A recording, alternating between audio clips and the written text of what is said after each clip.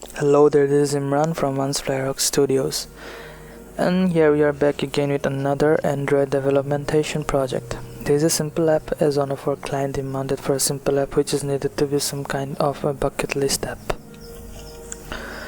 These are the codes behind the app, and this is the desired activities XML file.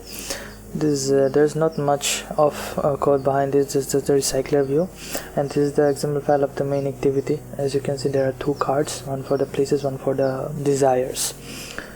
So this is the main activity is Java codes, and this is the bucket list entry XML file where we design almost all of the things, and this is the desired activity Java file, and this is the places activities design file, and this is the bucket list entry Java, and this is the thing where this is the code where we keep all the things, and this is the places activity.java where this is the simple store all the codes behind it, data, and this is the adapter class where we do all the things behind it. So it's a basically simple app, and let's test it out.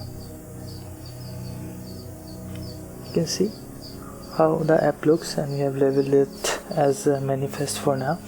Whenever we click it, you can see the desires of the clients for where he wants to go maybe, and he has rated everything according to his needs, and these are the places he wants to go in his bucket list that are in his bucket list, and also here he has listed rated everything.